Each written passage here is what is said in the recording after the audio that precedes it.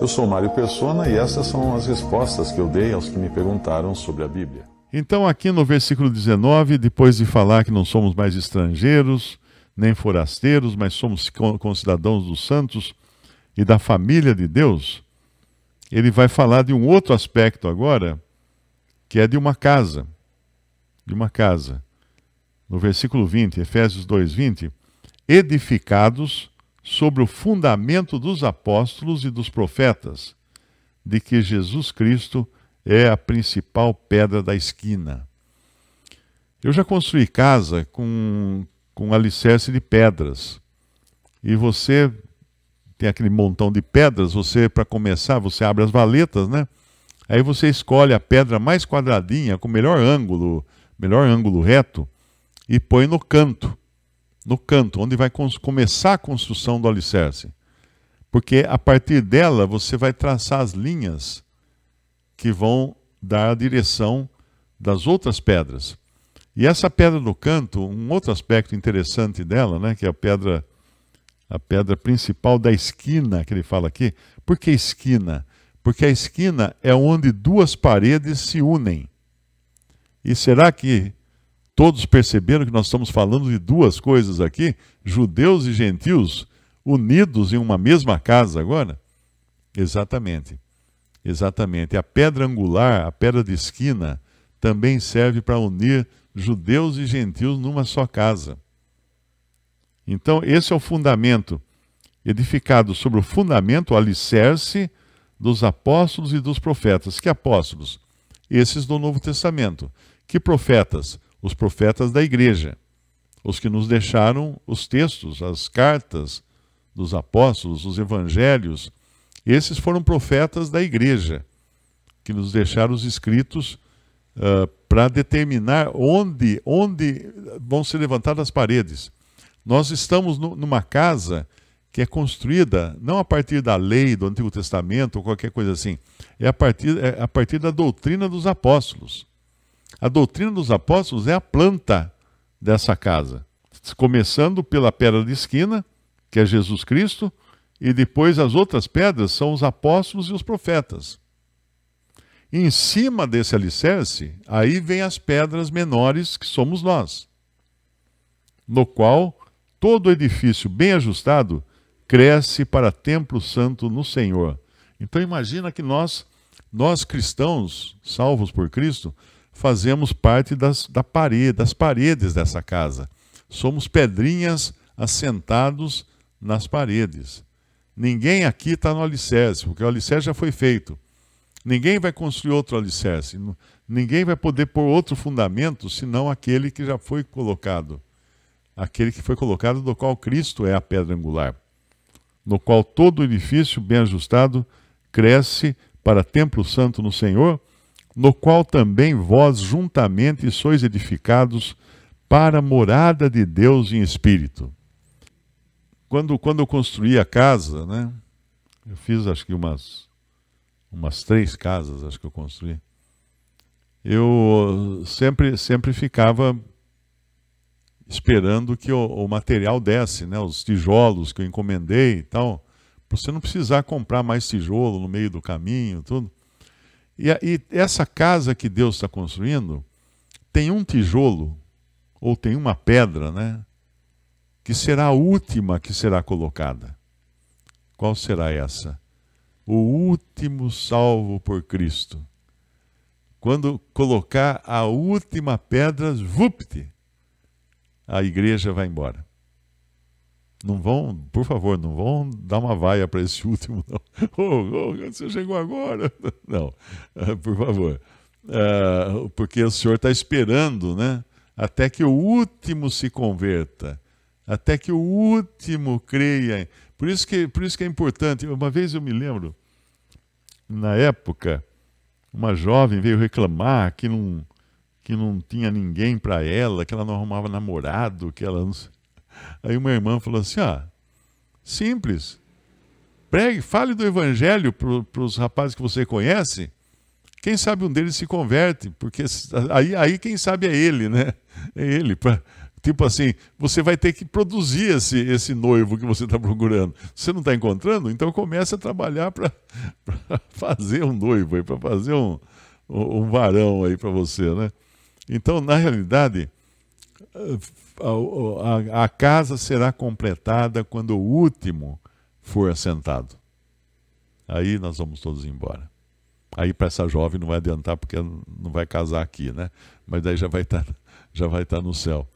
Então, esse é o edifício que está sendo edificado hoje, nesses 2000 anos, na paciência do Senhor, para salvar o máximo de pessoas.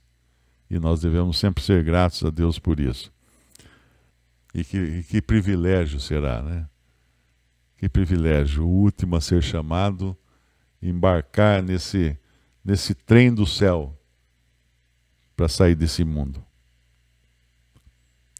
Um dos grandes problemas que nós vemos é que muitos cristãos não usufruem dessas verdades. Hoje eu estava até editando uma live que eu fiz com os irmãos de São Paulo na última segunda-feira, que é sobre os evangelhos. E eu me lembrando do tempo o breve período que eu congreguei com irmãos batistas, 9 meses acho que foi, antes de estar congregado ao nome do Senhor, logo após minha conversão. E lá eu aprendi entre aspas, porque eu aprendi errado, né? Que aquela passagem da mulher que põe fermento na massa e a massa cresce, é ensinado como uma grande bênção, que a massa cresceu porque a obra de Deus vai crescer no mundo, o evangelho vai se espalhar por todo lado como uma massa fermentada que se espalha. Tudo bobagem, porque fermento na Bíblia é pecado, fermento é má doutrina.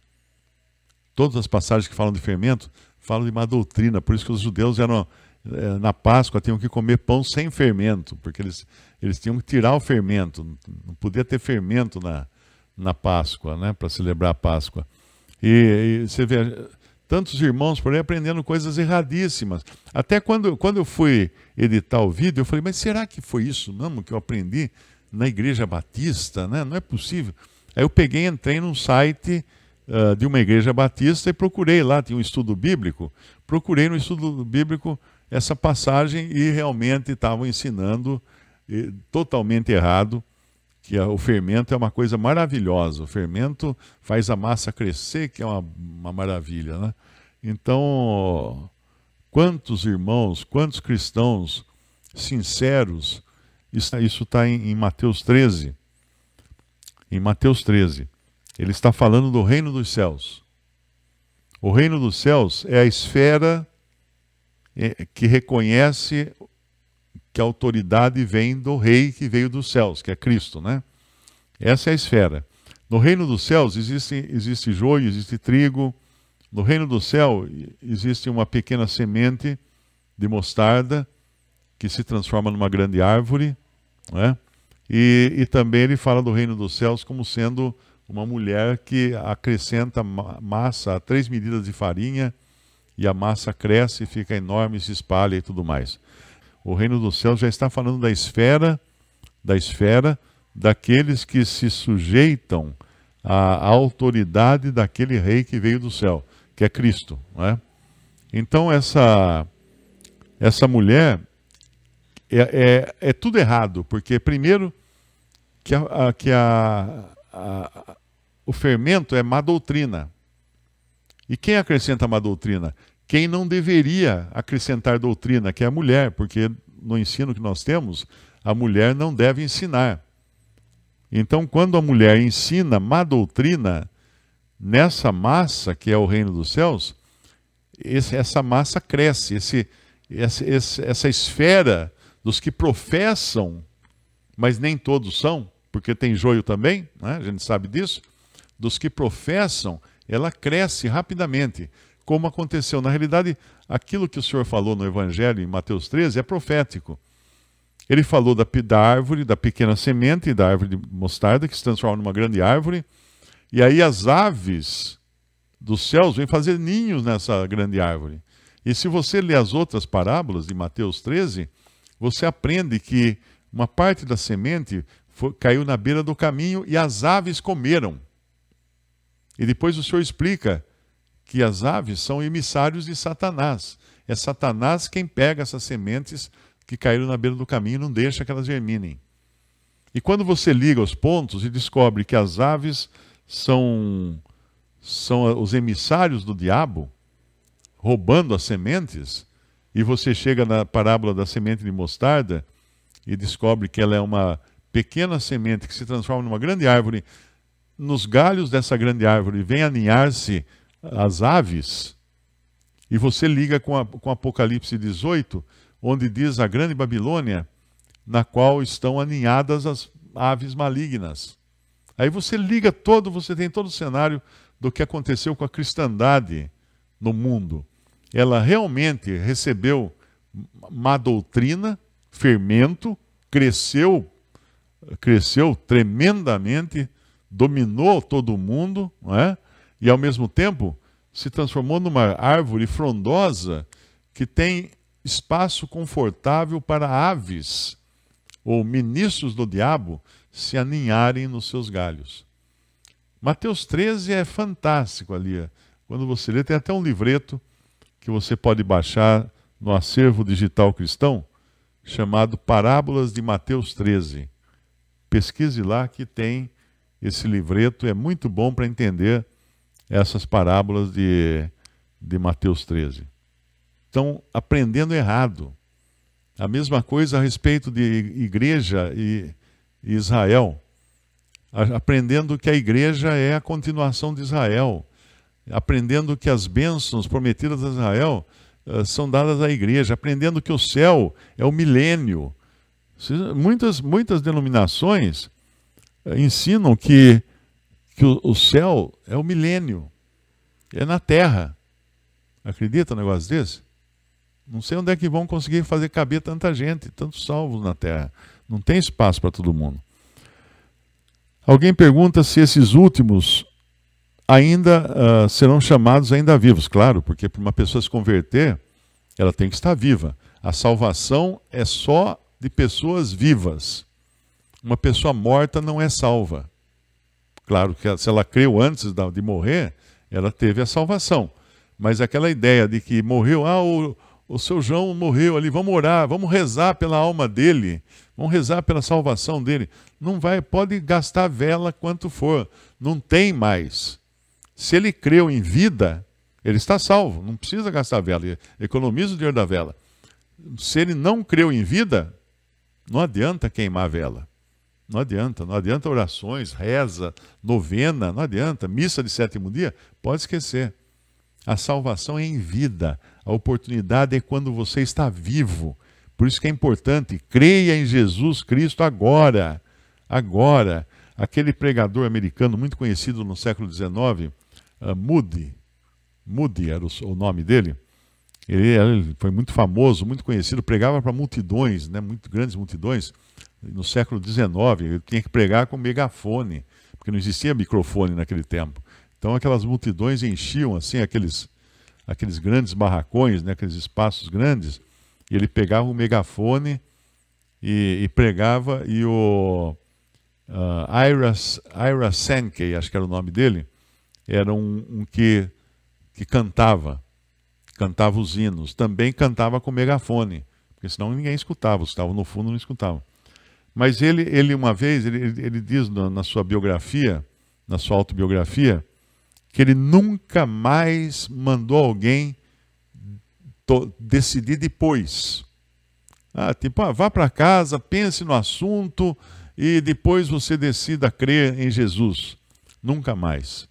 Porque uma noite ele pregou o evangelho e ele falou isso na sua pregação, e daquela noite teve um grande incêndio lá, eu não lembro que cidade que foi, acho que Chicago. Em Chicago, se não me engano. Foi um incêndio pavoroso. Naquele tempo as casas eram todas de madeira, não é? Então queimou a cidade inteira.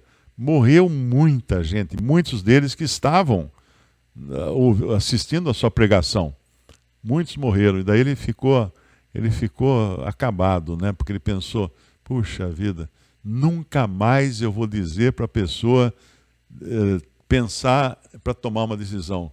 Creia já, hoje, se você escutar a voz, creia em Jesus agora mesmo, porque daqui a 10 minutos, daqui a 5 minutos, daqui a 30 segundos, você não sabe se o seu coração vai estar batendo ainda.